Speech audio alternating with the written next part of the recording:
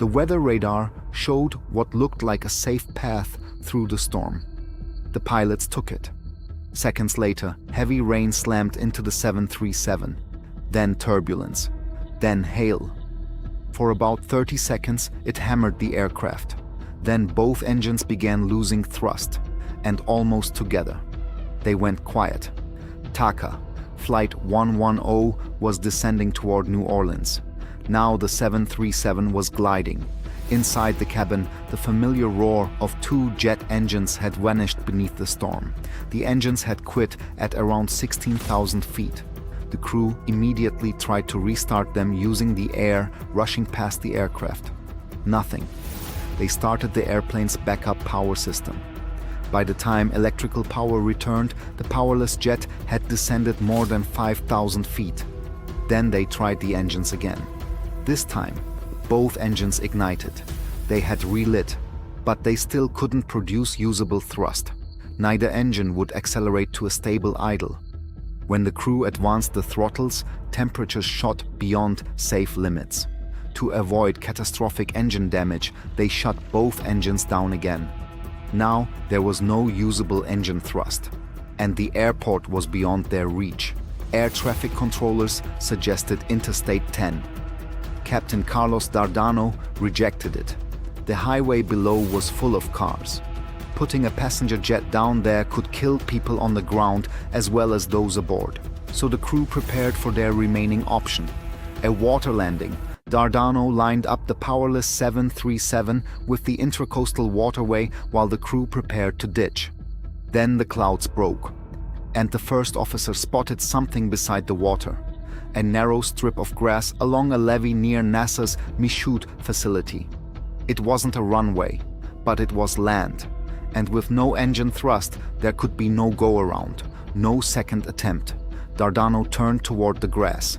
As they committed to the approach, cables crossed their path. They cleared them.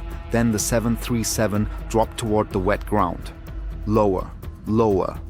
The landing gear touched. The jet stayed upright.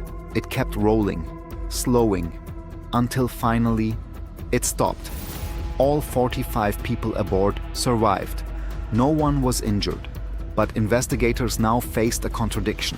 These CFM56 engines had already passed severe water ingestion testing with what appeared to be a 4 times safety margin. So how had one storm shut down both of them? Investigators reconstructed what Flight 110 had actually flown through. Investigators estimated conditions equivalent to rainfall approaching 30 inches per hour. But hail behaved differently from rain.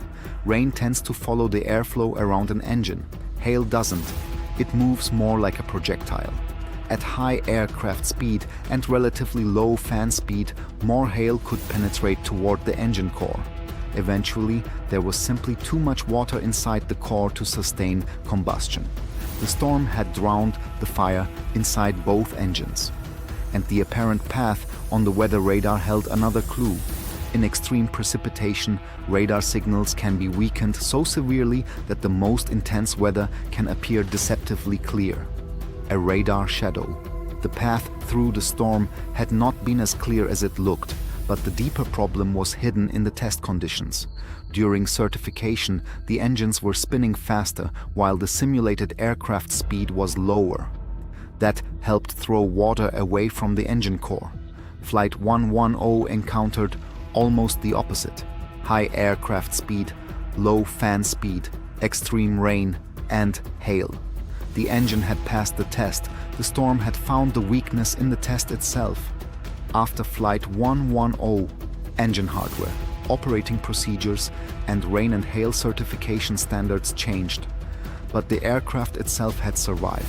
Its damaged engines were replaced. 2 weeks later, the 737 was pulled onto a nearby paved road. Another crew powered up the new engines, accelerated down the pavement, and flew the airplane away.